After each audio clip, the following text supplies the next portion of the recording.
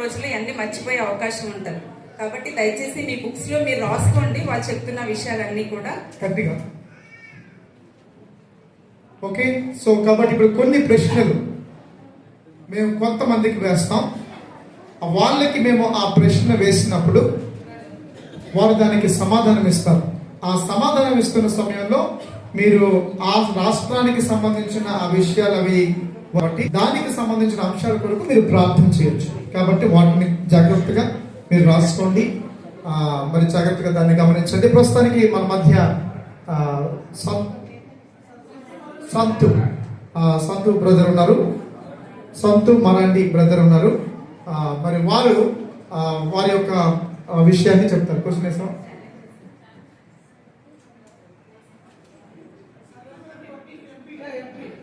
సహోదరుడు మరి సంతు మరాండి తన మరి మధ్యప్రదేశ్ రాష్ట్రంలో తను సేవ చేస్తూ ఉన్నారు. అక్కడ ఉన్న ఛాలెంజెస్, సవాళ్ళ గురించి ఆయన మాట్లాడతారు. ఓకే.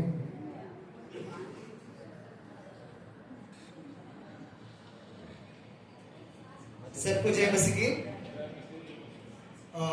मैं विशेष आप लोगों का धन्यवाद करता हूं कि अभी तक आप सब हमारे लिए, हमारी सेवकाई के लिए प्रार्थना करते आए हैं और प्रार्थना में हमेशा याद करते हैं, उनके लिए धन्यवाद करता हूं। మరి మా కొరకు మీరు ఎంతో నమ్మకంగా ప్రార్థన చేస్తూ జ్ఞాపకం చేసుకుంటున్నందుకు మీ అందరికీ వందనాలు చెల్లిస్తా ఉన్నాం. पिछले एक साल से मैं मध्य प्रदेश धार जिला में सेवा करता हूं.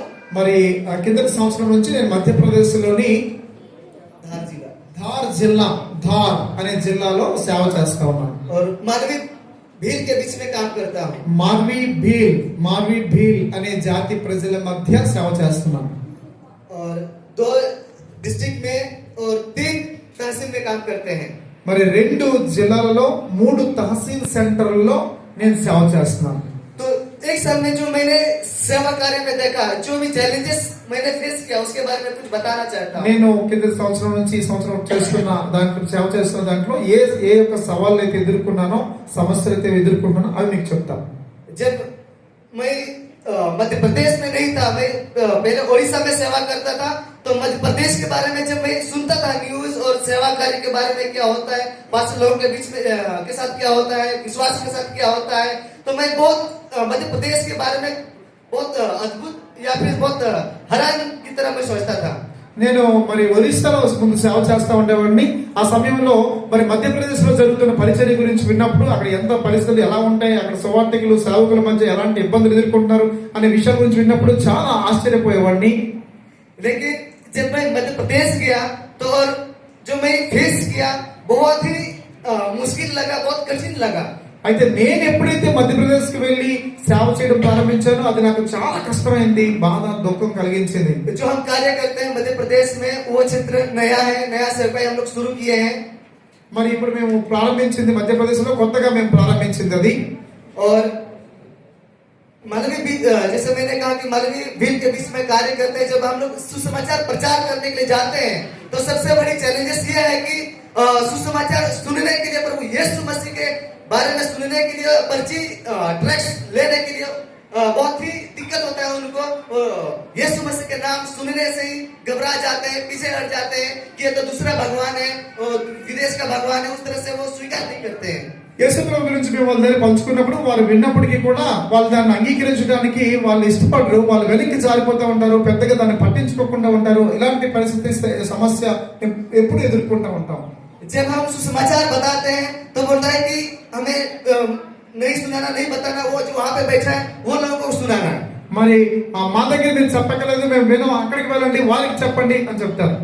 या फिर इस गांव में नहीं बताना, इस गांव में कोई भी यीशु मसीह के बारे में स्वीकार नहीं करेगा, नहीं ग्रहण नहीं करेगा, दूसरा गांव में चले जाना. ఈ గ్రామంలో మీరు చెప్పకండి, ఈ గ్రామంలో ఎవరు వినరు, నమ్మరు, ఇంకొక గ్రామం ఉందా పక్కన, అక్కడికి వెళ్ళండి అని చెప్తా ఉంటారు. जो प्रार्थना के साथ हम जाते हैं, लेकिन जब हम गांव जाते हैं तो बहुत ही सोच में पड़ जाते हैं. इस गांव में हम सुसमाचार इस गांव में कदम रख रहे हैं, सुसमाचार हम सुनाना चाह रहे हैं, लेकिन ये गांव वाले लोग स्वीकार करेंगे या नहीं, ठीक से सुनेंगे या नहीं, बहुत ही सोच में पड़ जाते हैं. మేము చాలా సందిగ్ధతతో, ఇబ్బందితో ఆ గ్రామాలకు వెళ్తా ఉంటాం. ఎందుకంటే ఈ ప్రాంతానికి వెళ్తే మీరు వింటారా, మీరు అంగీకరిస్తారా, మీరు మా మాటలు తప్పకుండా అంగీకరిస్తారా లేదా అనే రకరకాల సందిగ్ధాలతో మేము వెళ్తా ఉంటాం. और अभी हम जिस क्षेत्र में सेवा करते हैं उस क्षेत्र में एक मांडव बहुत बड़ा धार्मिक स्थान है, फिर महेश्वर और एक बड़ी धार्मिक स्थल है, और नर्मदा नदी जो आप लोग जानते हैं, और नर्मदा नदी की परिक्रमा भी उस क्षेत्र में बहुत होता है।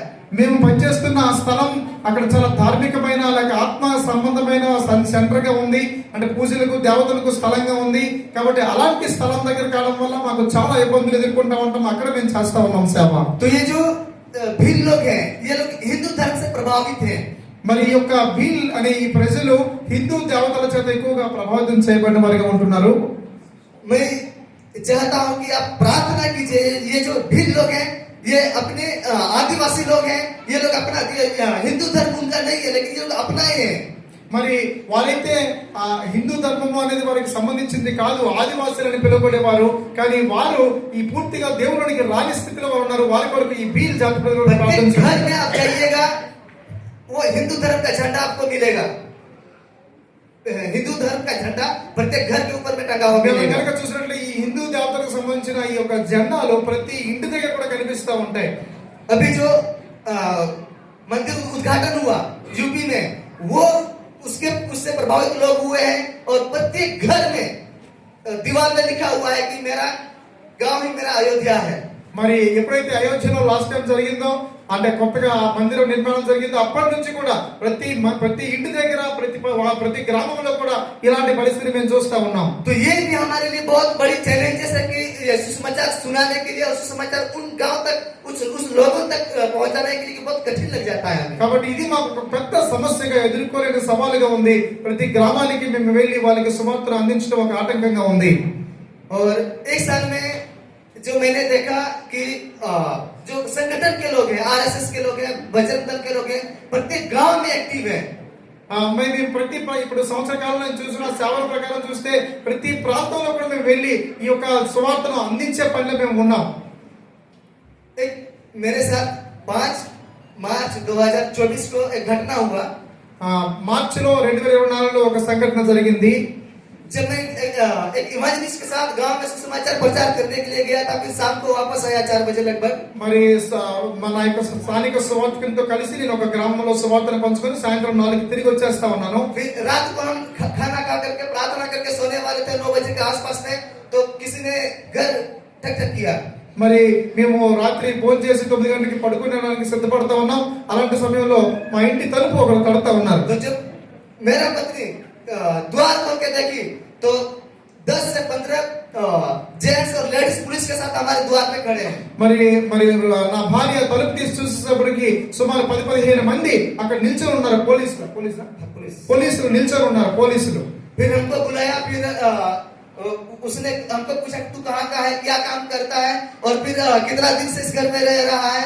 तो मैंने अपना सब कुछ बताया। फिर बोला कि चलो नीचे, हम ऊपर वाला घर में रहते हैं, इसलिए नीचे बुलाया। కాబట్టి మరి మేము పైన స్థలంలో ఉంటాం కాబట్టి మీరు ఎక్కడి నుంచి వచ్చారు, ఎప్పటి నుంచి ఉన్నారు, ఏం చేస్తున్నారు, రకరకాల ప్రశ్నలు వేసి కిందకి పిలిచారు మమ్మల్ని. फिर हमको थाना लेकर के पकड़ कर चला गया। మమ్మల్ని పట్టుకొని పోలీస్ స్టేషన్ కి తీసుకొని వెళ్ళారు. फिर वहाँ पे बहुत इंक्वायरी किया, क्या काम करता है और कब से रह रहा है, तुम कहाँ का है। तो मैंने कहा कि झारखंड का है। तो झारखंड का तुम यहाँ पे कैसे रह रहा है और कब से रह रहा है, और किसने बताया इस क्षेत्र में सेवा करने के लिए। అనేకమైన ప్రశ్నలు వేశారు. నువ్వు జార్ఖండ్ లో అయితే ఇక్కడికి ఎందుకు వచ్చావు, ఇక్కడ ఏం చేస్తున్నావు, అసలు నువ్వు అక్కడ నుంచి రావాల్సిన పని ఇక్కడ ఏంటి, రకరకాల ప్రశ్నలు వేసి మరి ఎంతో ఎంక్వైరీ చేశారు మా మీద. तेरे आगे पीछे कौन है, तेरे पीछे कौन है, कौन सहायता करता है, और तुम्हारे साथ और कितने लोग हैं इस क्षेत्र में रहते हैं, सारे कुछ पूछा। మీ వెనక ముందు ఎవరున్నారు, నీకు సహాయం ఎవరు చేస్తున్నారు, ఏంటి పరిస్థితి, రకరకాల ప్రశ్నలు వేశారు మాకు. फिर मेरे से बयान लेने के बाद फिर वो लोग घर आए, और मेरा पत्नी से भी वही लोग बयान लिया। మరి మా ఇంటికి కూడా వచ్చారు. ఇంటికి వచ్చి నా భార్యని కూడా అదే విధంగా అనేకమైన ప్రశ్నలు వేసి ఇబ్బంది పెట్టారు. फिर कुछ पुलिस वाले लोग धमकाने लगे, डराने लगे कि तुम यहाँ पे आकर के धर्मांतरण करता है, कितना लोगों का धर्मांतरण किया, अभी यहाँ पे पास्टरगिरी करता है, यहाँ पे धर्मांतरण करता है, अभी डंडा लगेगा तो तुम समझ जाएगा पास्टरगिरी क्या होता है। సో నువ్వు మత పరివర్తన చేయడానికి ఇక్కడికి వచ్చావు అని రకరకాలుగా భయాలు పెడుతూ నువ్వు వెళ్ళిపోవాలన్నట్టుగా బెదిరిస్తూ రకరకాలుగా మమ్మల్ని ఇబ్బందులు పెట్టారు. फिर उन लोगों ने हमको कहा कि तुम जो करता है करो, लेकिन नया गांव में सुसमाचार प्रचार मत करना, नया गांव में दिखना नहीं, और विशेष करके जो संगठन के लोग हैं उनके हाथ में न आना। మరి నువ్వు చేసింది సరే చేసావు, కానీ నువ్వు కొత్త గ్రామాలకు వెళ్ళకూడదు, కొత్త ప్రాంతాలకు వెళ్ళి ఈ యొక్క సువార్తను ప్రకటించకూడదు అని ఆ విధంగా నాకు కొన్ని నియమాలు నియమించారు. और अभी मैं यहाँ पे हूँ, मेरा धर्मपत्नी वो घर पे है. మరి ఈ రోజు నేను ఇక్కడ ఉన్నాను, నా భార్య అయితే ఇంటి దగ్గర ఉంది. कल भी पुलिस वाले हमारे घर आए थे, इंक्वायरी किए हैं, मेरे घर वाले को पूछा और बहुत कुछ उनको पूछा गया. నిన్నటి దినాన్ని కూడా పోలీసులు వచ్చారంట, వచ్చి నా భార్యను అనేకమైన ప్రశ్నలు వేశారు, నాకు ఇల్లు ఇచ్చిన ఆయన కూడా అనేకమైన ప్రశ్నలు వేసి వేధించారు. तो फिर उनको पूछा गया कि आपके हस्बैंड कहाँ है, तो उन्होंने कहा कि कुछ काम से वो बाहर गए हैं. నీ భర్త ఎక్కడికి వెళ్ళాడు అంటే కొంత పని మీద బయటికి వెళ్ళాడని తను చెప్పింది. तो उनको कहा गया कि ठीक है, आपके हस्बैंड आएंगे तो फिर से थाना आने के लिए उनको कहना. నీ భర్త వచ్చాక మళ్ళీ మీ ఇద్దరు కలిసి మళ్ళీ పోలీస్ స్టేషన్కి రావాలి అని బెదిరించి వెళ్ళారు. तो ये हमारे चैलेंजेस है कि सेवा करते हैं, लेकिन जो संगठन के लोग हैं और जो प्रशासन के लोग हैं हमारे पीछे वो पड़े हुए हैं. तो प्रार्थना कीजिए कि हम अच्छा से सेवा कर सके, इन सब कठिनाइयों के बावजूद भी, इन सब परेशानी के बावजूद भी. కాబట్టి ఇలాంటి సమస్యలు సవాళ్ళు మేము ఎదుర్కొంటా ఉన్నాం. కాబట్టి దయచేసి మా కొరకు ప్రార్థించండి. సేవ జరగాలి, సేవను చేయాలి, కానీ ఇటువంటి పరిస్థితులు అనేకమైన మా చుట్టూ ఉంటూ ఉన్నాయి. కాబట్టి मालवी बिल के बीच में काम करते हैं. लगभग मालवी मध्य प्रदेश का भाग है और राजस्थान का भाग मिला करके मालवी रीजन हम कहते हैं. तो वहाँ पे लगभग 12 लाख आसपास मालवी बिल लोग हैं. మేము పరిచయం చేస్తున్న ఈ యొక్క మాల్వీ బిల్ అనే జాతి ప్రజలు 12 లక్షల మంది సుమారు ఉన్నారు. వీరు 12 లక్షల మంది ఉన్నారు. వీరు మధ్యప్రదేశ్, రాజస్థాన్ ఈ పరిసర ప్రాంతాల బోర్డర్స్ కు సంబంధించి ఆ ప్రాంతాల్లో నివసిస్తూ ఉన్నారు.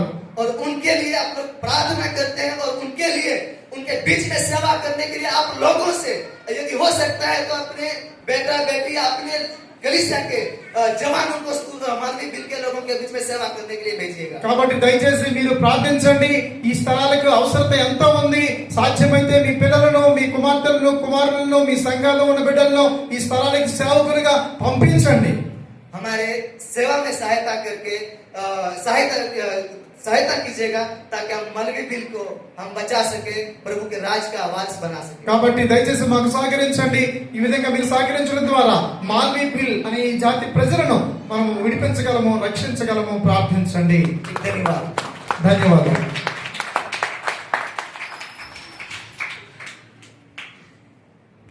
దీని పేరు ఆర్తి. దీని ఒక చిల్డ్రన్ హోమ్ లో పనిచేస్తా ఉన్నది. సో చిల్డ్రన్ హోమ్ కోసం తెలుసుకున్నా. దీది जहाँ सेवकाई करते उधर कितना बच्चे? मैं जहाँ पर सेवकाई करती हूँ अभी वहाँ पर 120 बच्चे हैं. తిని ఏ చిల్డ్రన్ హోమ్ లో అయితే పరిచయం చేస్తా ఉన్నదో అక్కడ 120 మంది పిల్లలు ఉన్నారు. उनको तो रुकावट क्या होता है वो बच्चे पढ़ने के लिए? वहाँ पर ये रुकावट होता है कि छोटी उम्र में 10 साल 12 साल कभी कभी 15 साल में छोटी उम्र में उन बच्चों की शादी कर दी जाती है, जिससे वो लोग आगे पढ़ नहीं सकते. అక్కడ పిల్లల్ని, మన యొక్క విశ్వాసుల పిల్లల్ని కేవలం మనం సువార్త చెప్పడం మాత్రమే కాదు, కానీ వాళ్ళని హోలిస్టిక్ గా డెవలప్ చేయాలి అని చిల్డ్రన్ హోమ్స్ లో విశ్వాసుల యొక్క పిల్లల్ని పెట్టి మనం దగ్గర ఉన్న స్కూల్స్ కి పంపిస్తూ ఉంటాం. అయితే ఆ చిల్డ్రన్ హోమ్ లో ఉండే పిల్లలు అని తర్బీదిస్తున్న మిషనరీస్ ఎదుర్కొంటున్న సమస్యలు ఏంటంటే 10, 12 మాక్సిమం 15 సంవత్సరాలు వచ్చేసరికి వాళ్ళ యొక్క తల్లిదండ్రులు పిల్లల్ని తీసుకెళ్లిపోతూ ఉంటారు. మనలాగా ఇక్కడ 5 సంవత్సరాల వాళ్ళు ఎల్కేజీ, యూకేజీ, ఫస్ట్ స్టాండర్డ్ చదవరు. 10 సంవత్సరాల వాళ్ళే ఫస్ట్ క్లాస్ చదువుతూ ఉంటారు. ఎందుకంటే వాళ్ళకి చదువు గురించిన ఆ యొక్క జ్ఞానం లేదు కాబట్టి. అయితే వీళ్ళకి 12 సంవత్సరాలు మగ పిల్లలకి మీసాలు వస్తే వాళ్ళకి ఇంకా పెళ్లి అవ్వదు అనమాట. అది వాళ్ళ యొక్క కల్చర్ లో నమ్మకం. కాబట్టి పిల్లలు చదువుతూ ఉన్నప్పుడే వాళ్ళని మధ్యలో తీసుకొని వెళ్ళిపోతూ ఉంటారు. కాబట్టి తల్లిదండ్రులు చదువు యొక్క విలువను తెలుసుకోవాలి అని మనం ఎక్కడైతే పరిచయం చేస్తా ఉన్నామో ఆ ప్రాంతాల్లో మనం ఒక ప్రజాజాతికి సువార్త ప్రకటించిన తర్వాత మనం ఆ ప్రాంతాన్ని అక్కడున్న సువార్తిక్స్ కి, లీడర్స్ కి అప్పచెప్పి ఇంకొక పీపుల్ గ్రూప్ దగ్గరికి వెళ్ళిపోతాం. కాబట్టి ఇప్పుడున్న జనరేషన్ పిల్లలు చదువుకుంటే కనుక వాళ్ళ యొక్క సంఘాలని వాళ్ళే నడిపించుకుంటారు. కాబట్టి తల్లిదండ్రులు ఈ యొక్క సమస్యను అర్థం చేసుకొని పిల్లల్ని చక్కగా చదివించడానికి ముందుకు పంపించాలని ప్రార్థన చేయండి. దేవుని కృపను బట్టి 13,000 మంది పిల్లలకు మనం 52 చిల్డ్రన్ హోమ్స్ లో పెట్టి చదివించడానికి దేవుడు సహాయం చేస్తా ఉన్నారు. ఇలాగ కొంతమంది సింగిల్ మిషనరీస్, ఫ్యామిలీస్ ఈ యొక్క చిల్డ్రన్ హోమ్స్ ని చూస్తా ఉన్నారు. 2 English medium schools FMBB run చేస్తా ఉన్నది. ఒకటి జార్ఖండ్ లో ఉన్నది, ఇంకొకటి జావడా గుజరాత్ లో ఉన్నది. ఈ యొక్క స్కూల్స్ కొరకు ఈ 12,000 మంది పిల్లల కొరకు మీరు ప్రార్థన చేయండి. Thank you.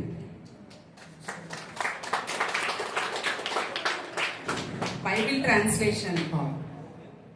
గోపి ప్రియులారా, మరి మనందరికీ మీరు చాలా మందికి కొంతమంది తెలిసి ఉంటుంది, మనకి FMPB మరి దేవుని కృపను బట్టి 14 భాషలలో బైబిల్ తర్జుమా జరిగిస్తూ ఉంది. బైబిల్ని లోకల్ లాంగ్వేజెస్ లోకి తర్జుమా చేస్తూ ఉంది. 14 భాషల్లో ఆ పరిచర్య జరుగుతూ ఉంది. మరి ఇక్కడ మనం చూసినట్లయితే భారతదేశంలో 4,630 ప్రజాజాతులు ఉన్నాయి. ఒక్కొక్క జాతి అంటే కొన్ని కోట్లలో ఉండొచ్చు, లక్షలలో ఉండొచ్చు ఒక జాతి ప్రజలు. కాబట్టి అటువంటి జాతుల మధ్య వారి భాషలో బైబిల్ని ఇవ్వటం అనేది బైబిల్ తర్జుమా. కాబట్టి మనం ఈ సమయంలో యాక్చువల్గా లాస్ట్ కోవిడ్ టైంలో ఇమ్మాన్యుయల్ ఎలైపిచ్చై అనే సహోదరుడు మిషనరీగా తను ఏ భాష లాంగ్వేజ్ పావురా అనే భాషలో తను బైబిల్ తర్జుమా చేస్తూ ఉండేవారు. ఆ సమయంలో తనకి కోవిడ్ వచ్చి తను మరణించారు. మరి మనం యాక్చువల్గా తను ఆ యొక్క మధ్యంతరంగా ఆ యొక్క ట్రాన్స్లేషన్ ఆగిపోయింది. కాబట్టి ఇటువంటి అవసరత ట్రాన్స్లేషన్ లో ఉంటది. దానికి సంబంధించిన విషయాలు సహోదరు గోపీకృష్ణ మాట్లాడతారు. 2000 साल में उधर चालू किए वो ट्रांसलेशन करने के लिए. మరి ఈ యొక్క ఇమ్మాన్యుయల్ ఎలైపిచ్చై ఆయన వాళ్ళు ప్రారంభించిన ఆ యొక్క ట్రాన్స్లేషన్ పరిచర్య महाराष्ट्र में बोराड़ी बोल के गांव में उसके पास में छोटा सा खोपड़ी बना के उसमें रहते थे. మరి మహారాష్ట్రలో బొరాడి అనే ప్రాంతంలో ఒక చిన్న గృహం నిర్మించుకొని వారి మధ్య ఉంటూ ఉండేవారు. వారు उन बच्चों के साथ वो लोग रहते थे. बहुत तकलीफ उठाए, उनको वीसिंग प्रॉब्लम भी है भैया का. ఆయనకి ఊపిరి శ్వాసకు సంబంధించిన సమస్య కూడా ఉండేది. ఆయన ఎంతో కష్టంతో పిల్లలతో కలిసి ఉంటూ ఆ భాష నేర్చుకొని ఆ భాషలో బైబిల్ ఇవ్వడానికి ఆయన ప్రయత్నించాడు. क्योंकि वो गांव में मुकाम किए थे, इसलिए मुकाम किए कि लोगों को भाषा वो लोग सीख सके, उनको कैसे प्रोनाउंसिएशन वो सीख सके और उसके बाद वो लोग चालू करें. ఎప్పుడైనా సరే బైబిల్ ని తర్జుమా చేసినప్పుడు ఆ భాష నేర్చుకోవాలంటే వాళ్ళతో ఉన్నప్పుడు వాళ్ళు ఏ విధంగా మాట్లాడుతున్నారో ఆ మాట విధానాన్ని చూసి నేర్చుకొని ఆ భాషలో రాయడానికి అవకాశం ఉంటుంది. मैं 2008 से भैया के जानता था. నేను 2008 సంవత్సరం నుంచి ఈ సహోదరుడు నేను ఎరుగుతాను, ఆ మిషనరీని. भैया को 2008 से जानता था. वो लोग एक छोटा सा गांव में रहते थे. वो गांव में बहुत तकलीफ, उनको पानी की समस्या है, शरीर में बहुत सारी समस्या है. दीदी के भी वो शरीर के बहुत तकलीफ है, कमर जो बैक पेन वाला बहुत तकलीफ उठा के रात में 12-1 बजे तक लगभग 10 साल वो लोग लैंग्वेज लोगों से सुनते थे. उसके बाद वो चालू की. ఈ బైబిల్ తర్జుమా కొరకు ఈ సహోదరుడి కుటుంబం గురించి చెప్పాల్సి వస్తే సుమారు 10 సంవత్సరాలు వారు ఆ భాష నేర్చుకోవడం కొరకు అనేకమైన యాక్చువల్ గా వాళ్ళ భార్య కూడా అనారోగ్యంగా ఉంటది. ఆ మిషనరీ భార్య అయినప్పటికీ కూడా ఆ భాష నేర్చుకోవాలనే ఉద్దేశంతో వాళ్ళ మధ్య ఎన్నో కష్టాలను వాళ్ళు ఎదుర్కొని అక్కడ వారి మధ్య భాష నేర్చుకున్నారు. उसके बाद वो लोग चालू किए हैं 2025 में, जब न्यू टेस्टमेंट उद्घाटन किए. न्यू टेस्टमेंट 25 అయితే వాళ్ళెంతో 24 వాళ్ళెంతో కష్టపడి ప్రారంభించిన ఆ యొక్క బైబిల్ తర్జుమా అనేది 2024 సరికి మొత్తానికి కొత్త నిబంధన గ్రంథాన్ని ఇవ్వడానికి అవకాశం వచ్చింది. Praise the lord. New Testament तो वो लोग डेडिकेशन तो किए हैं, हमको बहुत दुख लगा. మరి ఈ కొత్త నిబంధన గ్రంథాన్ని ప్రతిష్ఠించి బయటికి తీసుకొని రావడం జరిగింది. కానీ మా అందరి హృదయాల్లో చాలా దుఃఖం కలిగింది. क्योंकि भैया कितना दुख उठाया, नजदीक से मैं देखा. మేము చాలా దగ్గరగా ఉండి చూసాం. ఎందుకంటే ఆ సహోదరుడు ఎంత దాని కొరకు కష్టపడ్డాడు అనేది మాకు తెలుసు. ऐसे एक व्यक्ति के मेरे जीवन में नहीं देखा मैंने. అలాంటి వ్యక్తిని నా జీవితంలో ఎప్పుడూ నేను చూసి ఉండలేదు. क्योंकि जब वो कोरोना में पीड़ित हुआ, खुद के बारे में नहीं दूसरे के बारे में सोचता था. ఆయన కరోనాతో బాధించబడుతున్నప్పుడు కూడా తన గురించి కాదు ఇతరుల కోసం ఎప్పుడూ ఆలోచించేవాడు ఆయన. इसलिए प्रार्थना कीजिए. अभी उनका परिवार जो दीदी भैया का जो मौत के बाद अभी मद्रास में रह रही है अपना बच्चों के साथ, उन परिवार के लिए प्रार्थना कीजिए. కాబట్టి దయచేసి ప్రార్థించండి. మరి తన భార్య మరి బిడ్డలు వారు ఇప్పుడు మద్రాస్ పట్టణంలో వాళ్ళు ఉంటా ఉన్నారు. వారి కొరకు దయచేసి మీ ప్రార్థనలో జ్ఞాపకం చేసుకోండి. क्योंकि अभी मैं बात किया था, बहुत सारे प्रॉब्लम बता रही हूँ, उनके शरीर में भी बहुत सारी बीमारी है, तकलीफ उठा रही हूँ. कुछ मदद करने वाला भैया नहीं है अभी, वो अकेले ही है, अकेले ही सब कुछ करना पड़ेगा. కాబట్టి ఇప్పుడు కూడా నేను మాట్లాడాను ఈ మధ్య కూడా, కానీ తనకు చాలా అనారోగ్యం బాగాలేదు, ఆరోగ్యం బాగాలేదు, ఎన్నో అవసరాలు ఉన్నాయి. మరి సహోదరుడు లేడు కాబట్టి ఎంతో అవసరతలు ఉంది. కాబట్టి తన కొరకు దయచేసి అటువంటి వారి కొరకు ప్రార్థించండి. जब न्यू टेस्टमेंट डेडिकेशन किए, लोगों को चेहरा में जो खुश हम देखे, ఎప్పుడైతే ఆ కొత్త నిబంధన గ్రంథాన్ని మేము విడుదల చేసామో, లేకపోతే ప్రతిష్ఠించి విడుదల చేసామో, ఆ రోజు జనాల మొహంలో చూస్తే ఎంత సంతోషం కనిపించిందో. एक जनता बहुत खुशी के साथ बोल रहा है, मेरा जिंदगी क्या, मेरा जीवन मिल गया. ఒక వ్యక్తి చాలా సంతోషంతో చెప్పాడు, నా జీవితం యొక్క ఆనందం నాకు దొరికింది అని సంతోషంగా చెప్పాడు దాన్ని.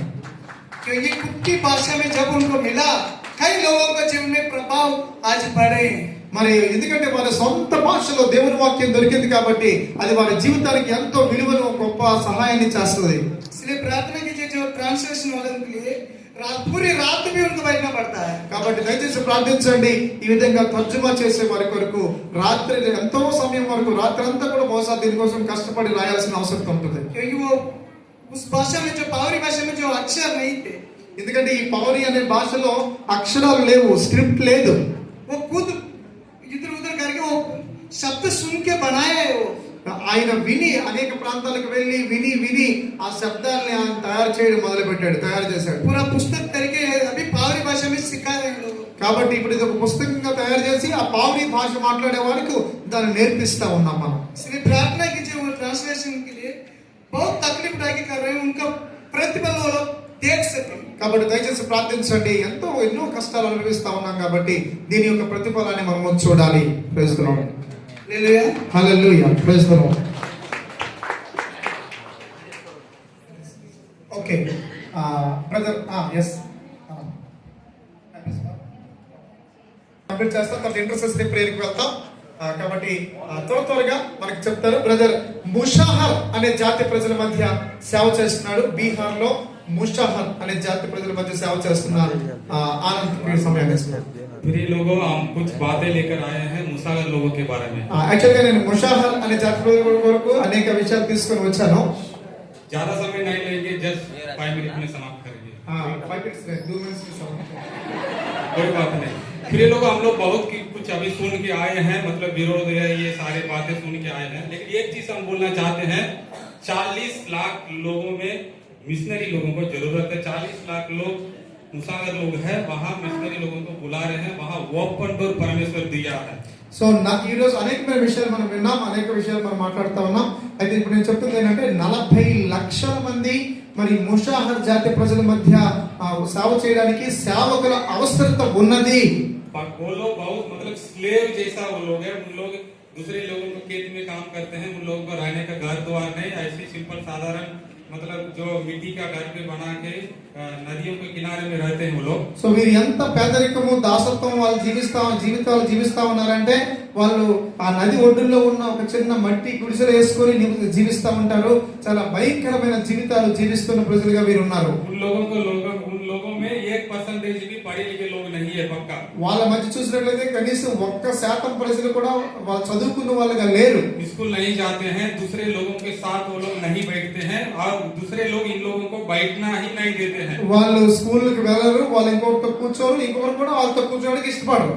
ताकि उन लोग मतलब बढ़िया से नहीं रहते हैं, मतलब उन लोग को शिक्षा नहीं है, उन लोग हर परिस्थिति एक नॉर्मल लाइफ वो लोग नहीं जी रहे हैं. ఎందుకంటే వాళ్ళతో ఎవరు ఉండడానికి ఇష్టపడరు, వాళ్ళు ఇతర మనుషుల్లాగా ఉండరు, సాధారణ జీవితం వాళ్ళు జీవించే వాళ్ళగా ఉండరు కాబట్టి ఎవరు వాళ్ళతో ఉండడానికి ఇష్టపడరు. बच्चे लोगों को अगर देखेंगे प्रॉपर ड्रेस नहीं पहनेंगे और महिला लोग भी इस प्रकार मतलब प्रॉपर तरीका से वो लोग नहीं रहते हैं. మన పిల్లల్ని కూడా చూసినట్లయితే కనీసం సాధారణ బట్టలు కూడా వేసుకోరు. ఆడవాళ్ళని చూస్తే వాళ్ళు కూడా సాధారణ వస్త్రధారణ, సాధారణ స్థితి ఉండదు. वो लोग किसी का खेत में अगर काम करने के लिए जाएंगे, अगर दान काटेंगे तो उन लोग पैसा नहीं मिलेगा, बल्कि दान उन लोगों को मिला जाएगा. వాళ్ళు కనుక ఒకవేళ పని చేయడానికి అనే పొలంలోకి వెళ్తే వాళ్ళు డబ్బులు ఎవరు, డబ్బులకు బదులుగా కొంచెం ధాన్యం చేతిలో పెట్టి పంపించేస్తూ ఉంటారు. వాళ్ళు दुकान में जो भी खरीदेंगे पैसा देकर नहीं खरीदते हैं. वो लोग खास करके उन लोग के पास जो चीज दान है दान देंगे, नहीं तो गेहूं देंगे, नहीं तो मकाई देंगे, देकर तेल और जो जरूरत है वो खरीदेंगे। సో ఏదైతే ఒకవేళ ఏదైనా కొంచెం డబ్బులు వస్తే వాళ్ళకి ఏదైతే అవసరం ఉందో అది కొనుక్కుంటారు. కొన్ని దగ్గర వాళ్ళకి డబ్బులు దొరకు వాళ్ళు ఏది ఉందో అది ఇస్తే దాంతో వచ్చేస్తారు. आपका क्षेत्र में भी उन लोग देख सकते हैं, वो लोग छोटा टेंट में रहेंगे, कहीं भी रह जाएंगे, उन लोग का बढ़िया तरीका से नहीं रहते हैं।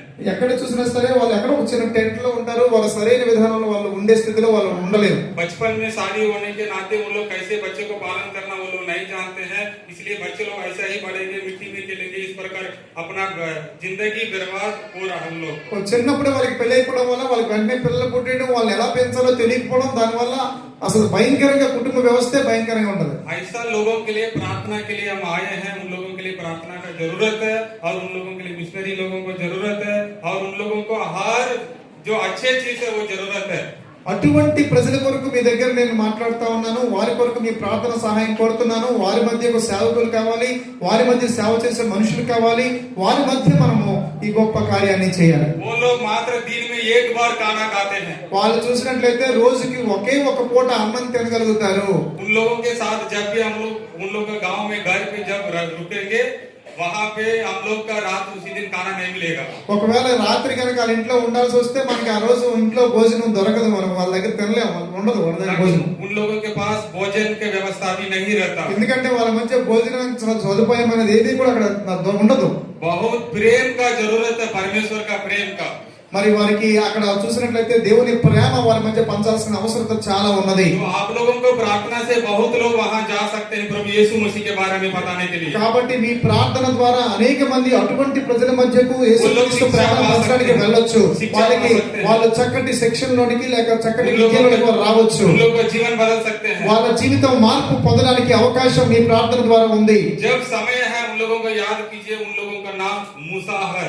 కాబట్టి ఎప్పుడైతే మీకు సమయం ఉంటుందో ఆ సమయంలో ఖచ్చితంగా వారిని జ్ఞాపకం చేసుకోండి. ఆ జాతి ప్రజల పేరు మూషాహర్. మూషాహర్. धन्यवाद। Thank you. Last challenge missionaries ఎదుర్కొంటున్నది చెప్పాలని ఆశపడతా ఉన్నాం. మిషనరీస్ అందరూ కూడా కొన్ని వందల వేల కిలోమీటర్లు ప్రయాణం చేసి వచ్చారు. అక్క మాకు కనీసం ఒక అరగంట కూడా టైం ఇవ్వట్లేదు మాట్లాడడానికి అని అంటున్నారు. కానీ టైం కన్స్ట్రైంట్ వలన మేము దీంతో క్లోజ్ చేస్తా ఉన్నాం. ఇంకా చాలా మంది మాట్లాడడానికి సిద్ధంగా ఉన్నారు. కానీ ఈ అక్క వాళ్ళ పేరెంట్ వాళ్ళ మమ్మీ తెలుగు కాబట్టి తిను వచ్చిన తెలుగు మాట్లాడితే మీకు అర్థమవుతుంది. అయితే ఈ అక్క నేను అడిగిన క్వశ్చన్ ఏంటంటే, మిషనరీస్ పిల్లలు ఎదుర్కొంటున్న ఛాలెంజెస్. మిషనరీస్ మేము సమర్పించుకొని మా యొక్క డెసిషన్ వలన మేము వేరే ప్రాంతాల్లో క్లిష్టమైన పరిస్థితుల్లో మేము సేవ చేస్తాము. అయితే మిషనరీస్ పిల్లలు 5 సంవత్సరాల వయసులోనే హాస్టల్లో పెట్టారు. ఎందుకంటే మీరు విన్నారు కదా, ఇప్పుడు ఈ పరిస్థితులు అన్నిటి వల్ల వాళ్ళని 5 సంవత్సరాల్లో హాస్టల్లో పెట్టారు. మిషనరీ కిడ్స్ మిషనరీస్ కన్నా డబుల్ సాక్రిఫైస్ చేస్తా ఉన్నారు. సో మిషనరీస్ కిడ్స్ కోసం, వాళ్ళ యొక్క పిల్లల కోసం దయచేసి మీ ప్రార్థనలో జ్ఞాపకం చేసుకోండి. అక్క తన యొక్క అనుభవంలో నుంచి 2 నిమిషాలు 2 minutes. అలాగే తన సహోదరుడు అరుణ్ ఆశిష్ తన భర్త సుగుణ. ఓకే,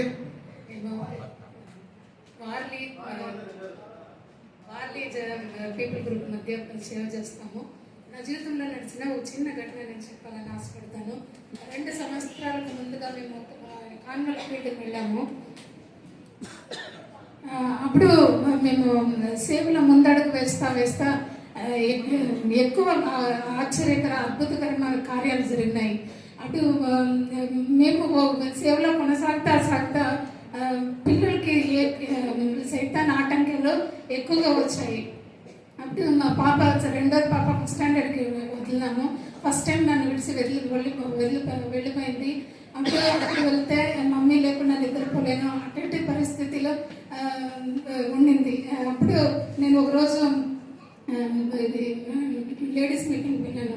అప్పుడు ఒక అమ్మాయి నన్ను పిలిచి, బెన్ మీతో కొంచెం మాట్లాడాలి అని చెప్పింది. ఏమి అట్లా 2 రోజులు దేవుడు నీ ముఖం చూపించినాడు, నీ బిడ్డలకు నేను కాసుకుంటాను, ఏం బాధ రాదు, నీ బిడ్డలకు నీకన్నా దేవుడు నీ బిడ్డలు బాగా కాపాడుతాడు అట్లని సమాధానం చెప్పింది. నేను చెప్పినాను, ఎందుకు దేవుడు ఇలాగ నాకు చూపించినాడు నాకు తెలీదు, పాపలకి ఏమైనా బాధ ఇబ్బంది అని అడిగింది. నేను చెప్పినా లేదు అట్లని. అది తర్వాత నేను చెప్పిన మా పిల్లల కోసం కోసం ప్రార్థన చేయడానికి దేవుడు నీకు ఆ కళ చూపించవచ్చు అట్లా అని చెప్పి నేను వచ్చిన సెకండ్ సాటర్డే మా ఇంటికి చూసి వెళ్ళినారు. వెళ్ళినప్పుడు మా పాప చెప్పిందంట, ఎంత నాకు ఏదో ఎవరో మాట్లాడినట్లు వినిపిస్తూ ఉంది, ఏమని నాకు అర్థం కాలేదు అట్లని. ఆ రోజు మేము ఒక చోటుకి వెళ్ళినాము. మెంటలీ డిప్రెషన్, అక్కడ చాలా మంది మెంటల్ డిప్రెషన్లో ఉన్నారు. అక్కడ ప్రార్థన చేసినప్పుడు ఆ సైతాన్ వచ్చి మా పాపని ఇబ్బంది పెట్టింది. దాని తర్వాత మేము పాపకు చెప్పి ప్రార్థన చెప్పించినాము. ఇది వచ్చి ఒకసారి నేను చెప్పినది ఎన్నోసార్లు ఇలా జరిగింది. అప్పుడు నా దేవుడు మా పిల్లలతో ఉండి కాసి కాపాడినాడు. అన్ని మిషనరీ కిడ్స్ ఉండరు, అందరూ ఒక్కొక్క టైంలో సఫర్ అవుతారు. అత ఉండే కొత్త స్టెప్ మదర్లు వస్తారు, టీచర్స్ వస్తారు. మా బ్యాక్గ్రౌండ్ వచ్చి వాళ్ళకి తెలియదు. సెకండ్ సాటర్డే చూసేకి ప్రేయర్ గ్రూప్స్ వెళ్తారు. మేము వెళ్ళలేము, అంత దూరం ట్రావెల్నే చేయము. అందుకే పిల్లలు వచ్చి చిన్నప్పటి నుంచి మమ్మల్ని చాలా మిస్ చేస్తారు. రీసెంట్గా నేను ఇన్ని ఒక కార్యం ఏమంటే, మిషనరీ కిడ్స్ వచ్చి చాలా జనాలు దేవుని విడిచి దూరం వెళ్ళారు. ఈ యేసు సమయం ఒకటి ఉంటే మమ్మల్ని ఎందుకు 5 సంవత్సరాలు మా పేరెంట్స్తో దూరం చేస్తాడు అని దేవుని మీద వాళ్ళకి